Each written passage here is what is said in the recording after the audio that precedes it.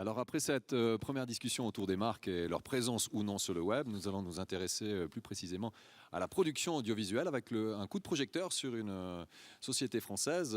Bienvenue à la Fabrique 48, c'est donc la maison du multimédia qui abrite la société PCM. Et on a le plaisir d'avoir à nos côtés donc, les deux fondateurs de cette aventure, Jay Olivier et Clara Morgan, donc, qui sont venus exprès pour le Swiss Web Programme Festival. Alors je vais venir vous rejoindre, bonjour. Alors vous avez au micro, bonjour, ça va? Bonjour à tous. Bonjour. On est bien ici. Pas mal, ouais. Beau salon. Hein. Alors, Fabrique 48 et PCM. Alors, pour distinguer les deux éléments, la Fabrique 48, c'est le lieu, et PCM, c'est la société de production. Oui, bonjour déjà tout le monde. J'ai lancé PCM il y a à peu près 8 ans pour les besoins de gestion de la marque que j'avais créée, Clara Morgan, puisque même si c'est moi, c'est une marque avant tout. Et Jay et moi, nous sommes rencontrés sur le 2e album. Et ensuite, nous avons transformé PCM en boîte de production parce qu'il était devenu évident et nécessaire de produire nos propres contenus. Donc voilà, aujourd'hui, c'est une société qui fait avant tout de la production et pour Internet, pour des grandes marques, pour la télé aussi et aussi en photo.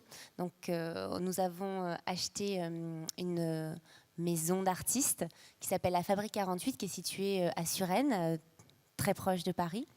Et donc au sous-sol, il y a un studio d'enregistrement parce que monsieur est avant tout réalisateur et aussi compositeur, donc il lui fallait son studio d'enregistrement. Et au premier étage, il y a un studio photo, donc, où nous produisons aussi beaucoup d'images pour des magazines. Et au premier étage, ce qui est notre salon, dans ce qui est notre salon, nous organisons aussi des tournages, dont des plateaux télé, et en ce moment pour Trace TV par exemple. Donc on vit comme ça, en travaillant. Voilà, exactement. Alors, pour mieux comprendre, j'ai ma Batcave à moi quand même. Ah quand même, hein. Ouais. Ça c'est pour l'ingénieur du son. Hein. Il faut qu'il y ait un espace qui soit réservé pour l'ingénieur du son. Alors je vous propose de regarder tout de suite quelques images justement de la Fabrique 48 et de PCM. C'est tout de suite.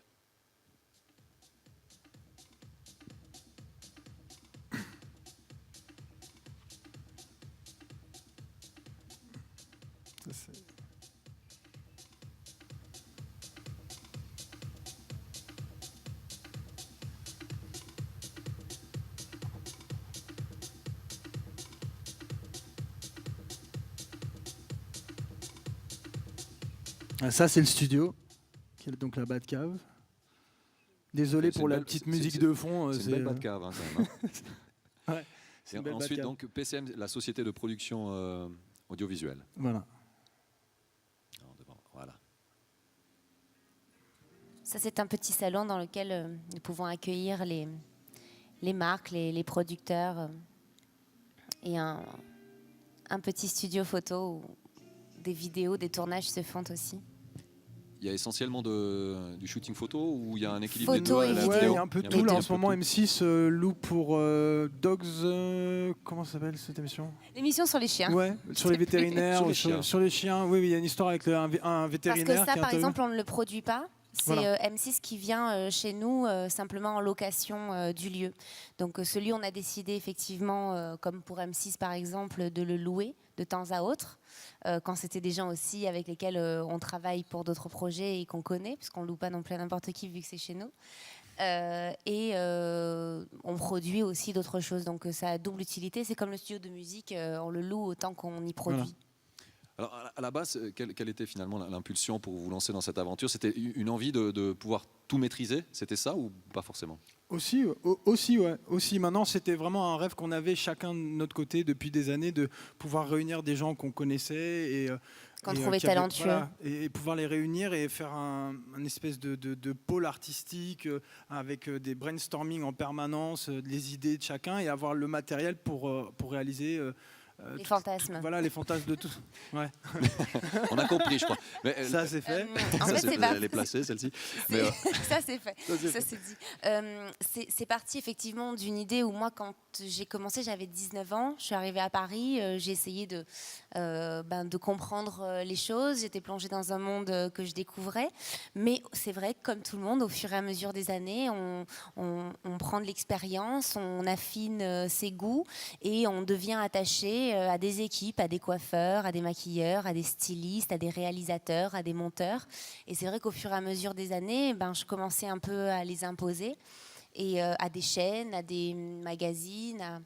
Et au fur et à mesure du temps, surtout quand Jay et moi avons formé un couple, on s'est dit que voilà, déjà c'était notre rêve, et en plus, à force d'imposer, il valait mieux qu'on réalise les choses. Donc aujourd'hui, quand une marque, un magazine ou une chaîne vient nous voir, on a la chance de pouvoir lui proposer un produit fini. Et finalement, on s'est rendu compte que ça arrangeait un petit peu tout le monde. est-ce que vous auriez pu créer cette structure sans l'explosion du web, vous pensez? Alors le web, je Ou vais est-ce que laisser. le web a aidé à vous développer aussi, à vous permettre de Je vais montrer les laisser diffusions que vous faites? Jay en parler, y a- mais c'est vrai qu'on a, lui et moi, parce qu'on a le même âge, vécu vraiment le démarrage du net. Et puis on l'utilise aujourd'hui d'une seule manière, mais chacun de notre côté de deux manières différentes. Plus pour ce qui est promo, réseaux sociaux, diffusion de clips, tout ça, en termes d'image pour Clara. Moi, c'était, voilà, à la base, je suis un gros geek. Le mot, il est lâché. C'est tout ce qui était voilà, hacking, avoir le dernier logiciel de X ou de Y, être au courant. Voilà, on avait vraiment deux utilisations différentes. Maintenant, mes connaissances sont au service de son image aussi, par le fait que voilà, je connais très bien les réseaux sociaux, je connais les applications qu'il faut utiliser, là où il faut être, là où il ne faut pas être, etc. etc. Alors justement, comment est-ce que vous utilisez ces réseaux pour développer la marque Clara Morgan? Ça, c'est pour madame. C'est pour, voilà, celle-ci, elle est pour madame. C'est la meilleure RP. Non, mais c'est vrai que, un petit peu comme tous les artistes, il y a 3 réseaux sociaux fondamentaux. C'est Facebook, Twitter et Instagram. Donc Facebook, c'est le premier réseau social sur lequel j'ai commencé à communiquer. Donc moi, c'est vrai que quand j'ai débarqué, que j'avais 19 ans, donc il y a maintenant presque 15 ans, tout ça, ça n'existait pas. Il fallait communiquer avec les fans d'une autre façon. Et ça a changé royalement notre façon de travailler, parce qu'on crée maintenant des concepts qui sont complètement dédiés aux réseaux sociaux, des jeux, des rencontres, des lancements de singles, comme c'est le cas en ce moment. Par exemple, c'est vrai que j'ai la chance d'avoir 300 000 personnes qui me suivent sur Facebook. Donc il est évident qu'on passe par Facebook quand on a un message à communiquer, comme un clip ou un album qui sort. Donc demain, sur cette scène, Sur cette même d'ailleurs, scène, je crois, exactement. on fera le lancement officiel du premier single de mon 3e album, donc qui est une reprise. C'est pas un album de reprise, mais ça c'est un single qui est le premier est une reprise, donc de I'm So Excited, mais version jazz. Donc rien à voir avec la version initiale. Vous comprenez à ce moment-là que j'ai bien eu besoin de mon studio d'enregistrement parce que 17 Que le studio d'enregistrement. Elle a eu besoin que du studio. Donc voilà, et donc voilà, donc demain, depuis cette scène-là, à 18h précise, on fera le lancement sur l'écran du clip, et en même temps en live streaming. J'ai appris quelques expressions au contact de monsieur. Ce sera en direct sur Watt TV. Donc oui, ça part des réseaux sociaux, c'est sûr, et Twitter aussi. Il y a aussi la possibilité d'essayer de maîtriser, mais c'est très difficile via les réseaux sociaux. Est-ce que vous avez eu de la peine quand vous avez démarré, vous l'avez dit, vous avez démarré très jeune, à 19 ans, sur les réseaux sociaux? Est-ce que c'était difficile de... Non, c'est ce que je disais, c'était pas encore d'actualité. Mais c'était difficile à maîtriser cette image? En fait, c'est ça qui est bien, c'est que j'ai vécu vraiment l'éveil du net. J'ai vu toute l'évolution, mais en ayant besoin. Donc de plus en plus, les portes sont ouvertes, il y a eu de plus en plus de facilité, et on a vraiment, nous en tant qu'artistes, vécu la chose super positivement en se rendant compte de toutes les possibilités que ça allait créer. Je pense que c'est plus les outils en fait qui sont mis à notre disposition maintenant qui qui fait que ça va ultra vite, qu'on arrive à promouvoir des clips, des albums pardon, en quelques clics, quoi. C'est ça qui est avec des maisons de disques comme Believe, par exemple, on sort complètement du carcan des maisons de disques qui aujourd'hui, malheureusement font faillite. Quasiment inutile aujourd'hui. Mais ça peut être à double tranchant parce que tout le monde finalement pourrait s'essayer à la production audiovisuelle. C'est bien que chacun puisse s'exprimer. C'est justement Internet la façon qu'a le monde d'évoluer, de s'exposer et pourquoi pas d'exposer quelque chose d'intéressant. Ça, et puis le fait aussi que aujourd'hui on peut devenir monteur, réalisateur, producteur de musique en regardant des tutos sur Internet. Ouais. Voilà, chose que moi à mon époque ça n'existait pas encore. Je veux dire, c'était où tu ouvres ta doc et puis tu te manges 500 pages d'explications d'un truc que tu comprends pas parce que tu n'as pas fait d'école, ou alors tu mettais le nez dans l'ordinateur et tu essayais de comprendre un peu comment ça fonctionne, comment les logiciels fonctionnaient. Mais maintenant, je sais pas, je vois un truc tout bête, mais il y a 2 jours, j'ai essayé de regarder pour du tracking motion sur After Effects pour voir comment on fait. Parce que je n'ai aucune formation d'After Effects, mais je m'intéresse à tous les logiciels, que ce soit même Cinema 4D. Pourtant, c'est un truc où n'importe qui, un novice arrive et dit « Ah non, je lâche l'affaire tout de suite ». Mais aujourd'hui, avec YouTube, Dailymotion, des mecs qui font des tutos, parce qu'on a le bon débit aussi, on a la possibilité de voir des vidéos en HD sans aucun problème, sans avoir besoin de buffer une demi-heure votre vidéo avant de la regarder. C'est toutes ces choses-là qui font que, franchement, tout est facile aujourd'hui. Je pense que c'est que... Après, chacun a ses facilités aussi. Et c'est pas chacun ses domaines. C'est pas parce que c'est mon mari, mais c'est vrai que il a aussi une faculté d'apprendre. Et quand on l'a, ça, aujourd'hui, Internet nous donne la possibilité, c'est vrai, d'apprendre tout seul, d'être autodidacte. La boîte de prod qu'on a montée, c'est vrai, lui demande... plus de connaissances que son métier d'origine, qui est la réalisation et la composition de musique.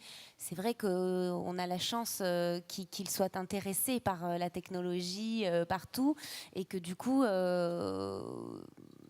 il peut, grâce à cette boîte de production, si on sait pas tous les domaines. Si on ne sait pas quelque chose, aujourd'hui, on sait le trouver. Je veux dire, il n'y a pas un truc... Non, mais c'est vrai. Si c'est intéressant. Enfin, si c'est utile par rapport à ce qu'on fait nous aujourd'hui. Alors, justement, on sent que cette Fabrique 48, c'est un peu un laboratoire. On essaye beaucoup de choses. On essaye beaucoup de choses. Mais comment est-ce que vous faites pour vous démarquer finalement sur le marché, qui est un marché qui est assez difficile? Je suppose qu'en France, il doit être encore plus rude qu'ici en Suisse romande, ce marché de la production audiovisuelle.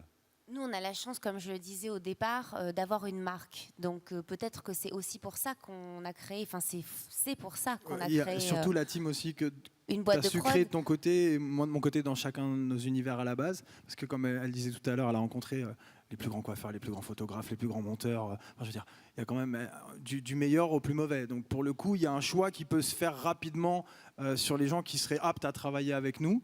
On sait aussi une chaîne télé, quand elle fait appel à nous, par exemple, à moi, par exemple, en tant que juste présentatrice, ils vont m'embaucher moi. Ensuite, ils vont embaucher, parce qu'ils ne passent pas toujours par des boîtes de production. C'est parfois le cas, parfois non. Quand ils ne passent pas par une boîte de production, il faut trouver un réalisateur, trouver un maquilleur, un coiffeur, toute chaque fois, c'est les prestataires. Et c'est vrai qu'on estime que c'est une force pour l'instant, parce qu'on arrive avec l'intégralité, c'est-à-dire qu'on leur livre des émissions filmées, tournées, montées, finies, retouchées. Et nous, on a fait ça parce qu'on avait envie de travailler avec les gens qu'on a appréciés et qu'on a rencontrés. C'est une facilité à la base pour moi, et c'est une façon aussi de fédérer tous les gens qu'on a aimés autour de nous. Et quels sont les clients qui vous approchent? Alors, il y a des diffuseurs traditionnels, il y a peut-être des marques pour Internet. Il y a des grosses marques, c'est très varié. Enfin, j'allais rajouter juste une petite parenthèse par rapport à ce que disait Clara. Il y a quand même quelque chose où on est assez fort, surtout par rapport à la conjoncture, c'est en termes aussi de prix, il faut être clair. C'est qu'aujourd'hui, on arrive à être très quali pour pas cher. Faut être clair, c'est qu'aujourd'hui, pour se démarquer, tout le monde a des 5D, tout le monde a un laptop à la maison pour monter, tout le monde a Final Cut. Je veux dire, aujourd'hui, ce qui fait la différence, c'est ce que le mec va apporter, le réal, le cadreur, l'œil. Ça rejoint ce qu'on disait tout à l'heure sur la C'est ce que j'ai entendu quand je suis arrivé. Cette notion la créativité, aujourd'hui, elle est indispensable. C'est que tous les outils, on les a, et ils sont faciles, ils sont ludiques. encore une fois, je pense que n'importe qui s'intéresse un peu à l'image peut savoir monter aujourd'hui avec les outils qu'on a. C'est le prix et le fait que bah, voilà, on a une team où chacun a fait ses preuves aussi de son côté. Donc on a des backgrounds chacun qui font que ça rassure aussi le client. Et puis le prix, voilà. Il faut savoir que la boîte de production, elle est comme ça uniquement depuis 1 an. Parce qu'avant, c'était simplement une boîte qui gérait l'image de Clara Morgan, entre guillemets. C'est horrible à dire. Bon, bref. Et c'est vrai que donc, la boîte de production en tant que telle n'existe que depuis 1 an. Donc on a eu des marques comme le Jardin d'Orante, par exemple, qui nous a confié sa campagne. Au début, c'est pareil. Ils sont venus vers moi parce qu'ils ont trouvé l'image intéressante. Et quand on a expliqué notre concept, bah, ils avaient envie de voir, de nous faire confiance. Et bon, je crois qu'ils sont très contents parce qu'on a fait, c'est une promo sur le net, on a fait à peu près 500 000 vues, je crois. Donc voilà, c'est un hybride en fait entre la publicité et la promo, la pub. C'est ce qu'on leur a proposé aussi, parce que c'est vrai qu'une publicité virale, bon, bah, c'est parfois indigeste. Et d'en faire quelque chose d'humoristique, c'était plus attrayant. Et donc, à chaque fois que j'allais sur une émission télé pour parler de mon calendrier ou d'autre chose, les gens la passaient parce que c'était amusant. C'est aussi ça, notre idée de monter notre boîte de prod, c'est de pouvoir influer sur le résultat final en apportant nos idées et en apportant aussi toutes les qualités de notre équipe, réalisateur, monteur, etc. Et puis chercher le buzz aussi à chaque fois. Aujourd'hui sur Internet, on ne peut pas juste balancer une vidéo, mettre un nom de marque ou un nom d'artiste dessus et attendre que ça vienne.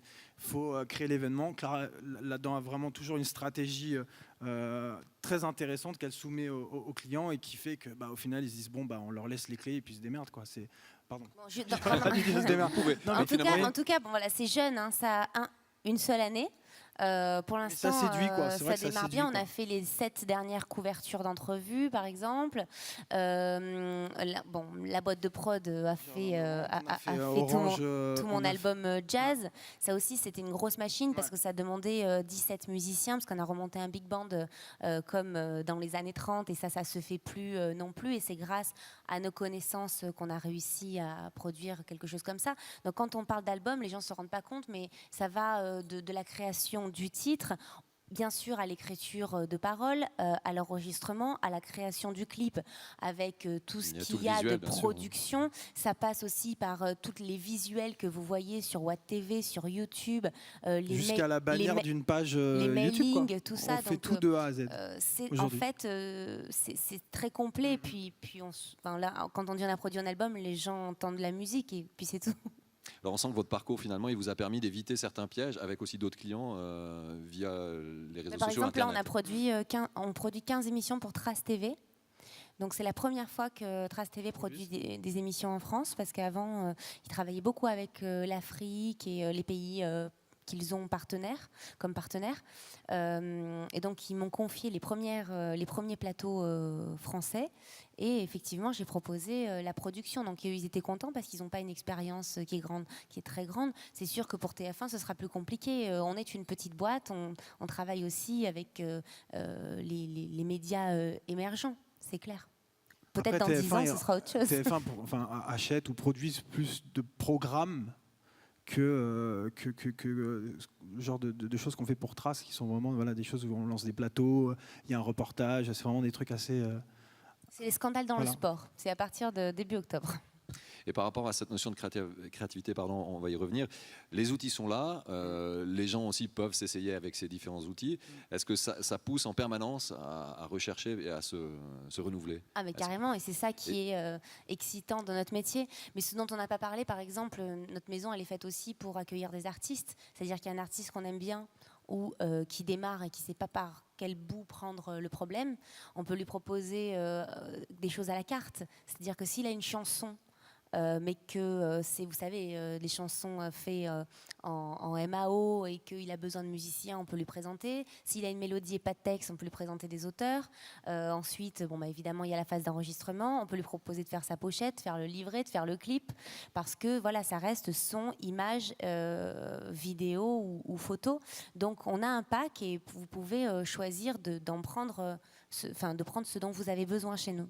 Est-ce que les clients leur viennent en vous demandant, voilà, moi j'aimerais une production dans ce sens-là, mais est-ce que vous pouvez me guider. Quel canal de diffusion je dois utiliser? Ça aussi, vous avez un rôle à ce Même, niveau-là? même là, par rapport à moi, oui, parce que c'est ayant travaillé pour que ce soit TF1, Universal, Warner, Sony, parce que j'ai un background de 15 ans dans la réalisation.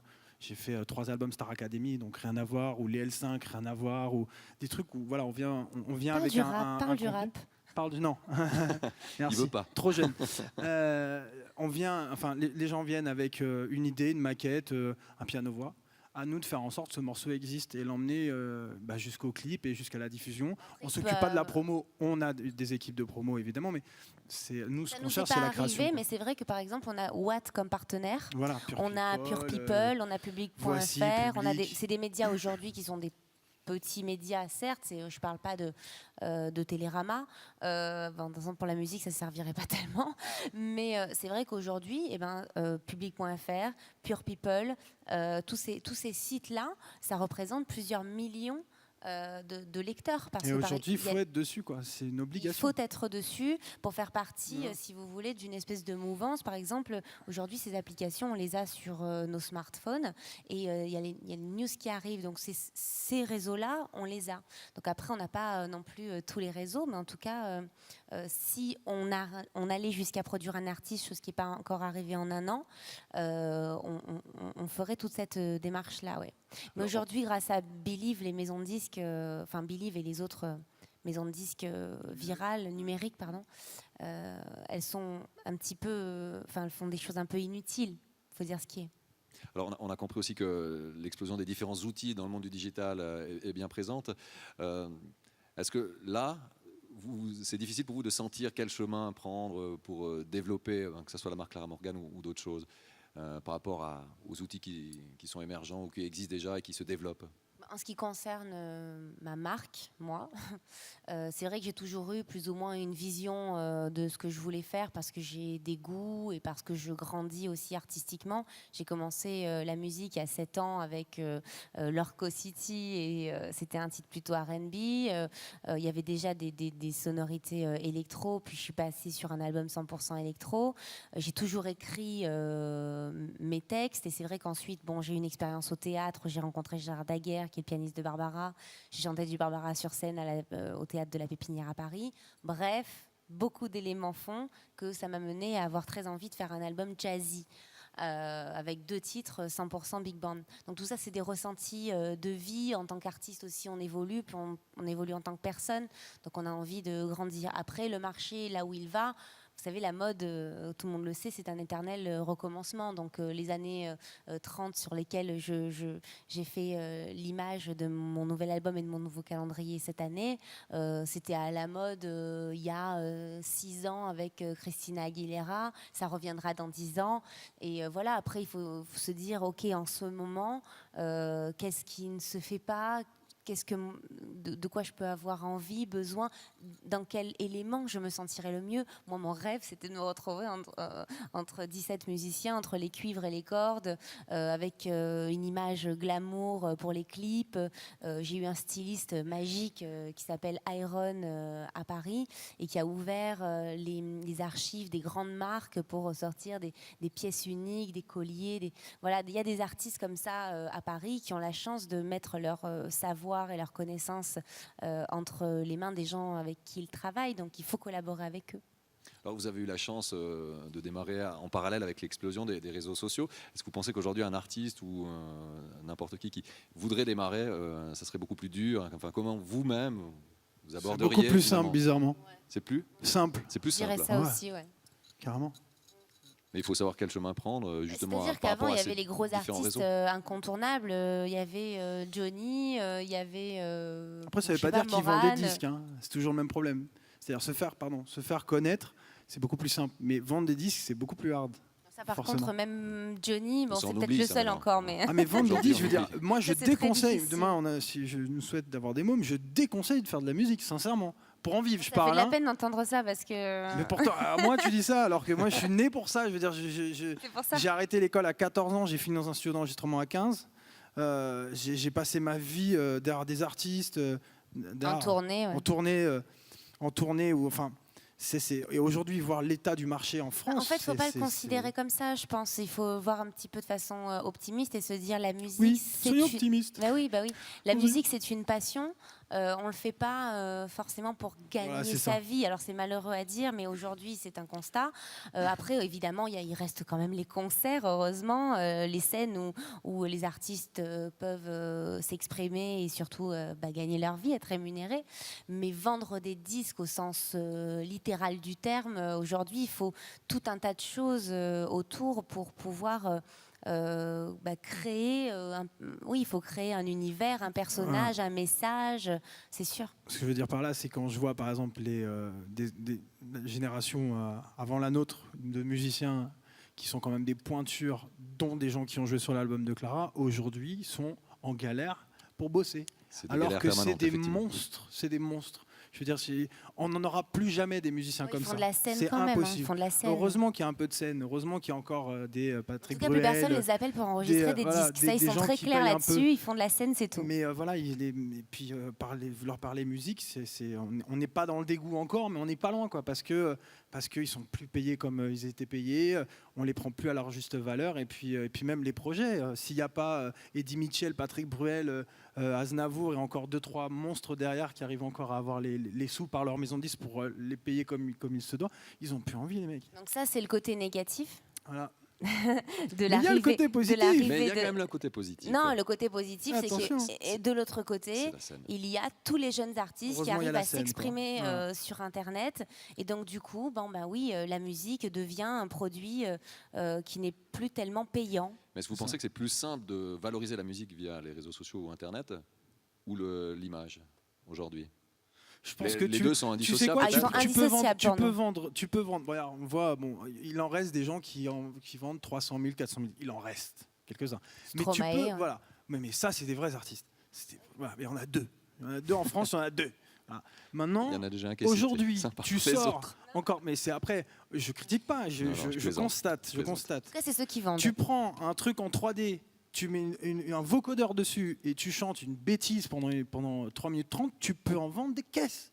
C'est ça qui est incroyable. Il parle de René Lataupe, je crois. Voilà, tu vois, je veux pas citer de Blaze, ça ou Frog ou machin, enfin, comme quoi il y a pas de. Ça, des chansons. Ça existe, tu peux. Non, mais en tant que producteur, je parle. Je dis pas en tant qu'artiste ou qu'interprète. Je parle moi en tant que producteur. Demain, je produis un truc comme ça. Tu peux vendre des millions. Après, t'es téléchargé. Ça rejoint cette notion du buzz. Alors finalement, le buzz supplante la créativité. C'est ça, donc ça c'est le bon côté de la chose. C'est-à-dire que grâce à tous ces... à chaque fois, c'est-à-dire que dans l'année, il y en a un ou deux qui sortent, c'est une connerie, ça fait rire les enfants et ça fonctionne. Ou Moussier Tombola, on met un mec avec un chapeau de Père Noël, ça vend, je sais pas, il en a vendu des caisses. Oui, bon, ça reste exceptionnel dans l'année. Ça existe. C'est bien. Grave. Alors, ça nous amène à la notion du public qui est le public cible que l'on peut essayer de toucher via les réseaux sociaux. Là aussi, c'est très difficile peut-être de gérer son image. Comment est-ce que vous essayez de gérer ou ne pas gérer? On est tout le temps dessus. De toute façon, t'as qu'à voir les iPhones, franchement, déjà, ils tiennent pas longtemps. Là, en même pas une matinée. Il a bien morflé. Si tu veux, grâce à l'iPhone, on peut se balader sur les tournages et faire effectivement des images, des photos pour poster sur Instagram, pour dire là où on est, en tout cas quand on est artiste. Voilà, partout où on se balade, on a nos smartphones avec nous, on communique. Donc si c'est pas tous les jours, c'est quand même presque tous les jours. Nous, on a choisi de pas du tout communiquer sur notre vie privée, par exemple. Mais voilà, après, bon... Par contre, on est très friand de shooting backstage, en fin de photo, backstage et tout, voilà, pour faire participer privée, les gens qui sont sur Facebook. Ça veut dire vie privée, parce que ça veut dire enceinte, mariage, tout ça. Après, on peut mettre en scène des vacances, par exemple, pour aussi donner des nouvelles à nos fans de là où on est, etc. Ça on le fait. Grâce au smartphone, encore une fois, c'est devenu quelque chose de très facile. Alors avant de passer la parole dans le public, une dernière petite question par rapport à l'évolution de ce projet. Alors on sent qu'il est tout neuf aussi, qu'il y a de belles choses en perspective. Qu'est-ce que vous en attendez dans les années à venir de ce projet ? Le Le projet musical Non, le Non, projet de Fabrique Fabrique 48. Ah 48. pardon, excuse-moi. Pas de souci. Vas-y, après toi. Eh ben, nous, on a envie que ça grandisse parce que, comme je l'ai déjà dit, on est tout jeune, on a 1 an d'expérience. Au fur et à mesure des expériences, ça nous fait une banque de données, des publicités virales à montrer, des émissions télé aussi à montrer aux autres chaînes, des shootings photos et pouvoir de plus en plus montrer ce qu'on fait pour réussir à faire toujours mieux avec des gens qu'on aime. C'est ça qui compte pour nous, d'avoir nos équipes autour de nous, même si évidemment c'est pas figé dans le temps et elles évoluent au fur et à mesure des rencontres, mais de pouvoir prendre du plaisir en travaillant et de prendre du niveau. Rallier et fédérer encore plus de passionnés de tout ça, quoi. Essayer de ramener des gens autour de nous et de pouvoir avoir d'autres visions aussi, tu sais, des reculs différents, nous apporter des savoir-faire qu'on n'a pas aussi à un moment donné. Tu vois. Ça m'excite. Donc, il faudra agrandir la maison. Faut Faudra agrandir la maison. Non, on va déménager à un moment Vous donné. allez déménager, Ouais. d'accord. Ouais, c'est plus Quand ça. on a la bougeotte, nous. On s'en va souvent. Très bien, merci beaucoup. Alors, je sais pas Merci. s'il y a des, je suppose qu'il y a des questions dans la salle, donc il y a un micro qui va pouvoir se balader. Alors, je sais pas qui veut prendre la parole. Vous inquiétez pas, ça. Ah non, vous vous cachez pas derrière Twitter. Hein. Non. J'ai ils vu osent- Parce ils osent qu'on nous a dit que parfois les gens n'osaient pas et Ils envoyaient un tweet qu'ils envoyaient plutôt que de des poser- tweets. Il y a C'est des pour ça que je tweets, dis ça. mademoiselle, ou pas? Ils sont Ah, calmes. ils sont très On calmes. a trop parlé peut-être. Trop bien parlé. Alors, s'il n'y a pas de questions, on vous remercie infiniment d'être venu Merci à vous de sur nous ce avoir plateau. reçus. On vous Merci retrouve beaucoup. demain. Demain Alors, pour la Demain, à gros 18 événement. heures. Rappelez-nous, à 18h. Demain à 18h, donc le premier single du nouvel album Jazzy qui s'appelle donc le single I'm So Excited c'est version jazz. On le lancera d'ici et ce sera en même temps en live streaming sur watt.tv. Parenthèse, sortie de l'album. Oui, c'est déjà. Petite parenthèse quand même. Oui, Ouais, c'est quand même. le 20 La date, je octobre. l'oublie à chaque fois, pardon. Le 20 octobre. Le 20 octobre. Et il y aura également la présentation du calendrier demain soir. Ah oui, c'est vrai, je suis venue avec les quand même. photos. Ah ouais, voilà. Oui, Comme tout quoi, à la fait. promo, non. C'est L'album, enfin pardon, le calendrier qu'on a produit, donc avec une équipe toujours pareil, et on a inventé un concept. Alors inventé, on n'a pas inventé les années 30, mais on a travaillé autour du concept des années 30 avec toujours les gens qu'on aime bien, et ça a sorti 24 photos qu'on vous montrera demain. On découvrira tout ça demain avec grand plaisir. Merci beaucoup d'être venu sur Merci ce à plateau. vous. On va peut-être donner le site internet de la fabrique, donc fabrique48.com. N'hésitez pas à aller faire. FABRIK 48 le Voilà. chiffre.com. Exactement. N'hésitez pas à aller faire un petit tour. Merci et beaucoup. également Merci. livrer vos impressions. Merci à vous. Au On revoir. peut les applaudir, oui. Et on se retrouve dans quelques instants, d'ici une demi-heure, pour la prochaine conférence avec Bilan, qui viendra nous parler. Merci, au revoir. À demain, alors, si jamais. Qui viendra nous parler donc de sa stratégie sur le web. Et je vous laisse peut-être aller vous dégourdir les jambes. Et vous pouvez également profiter de notre partenaire qui nous offre gracieusement les glaces Mövenpick. Donc n'hésitez pas à vous servir si vous avez une petite faim. Ah, je vois qu'il y a des petits sourires, donc c'est bien. Il y a des gourmands, ça fait plaisir. À tout à l'heure, 15h30.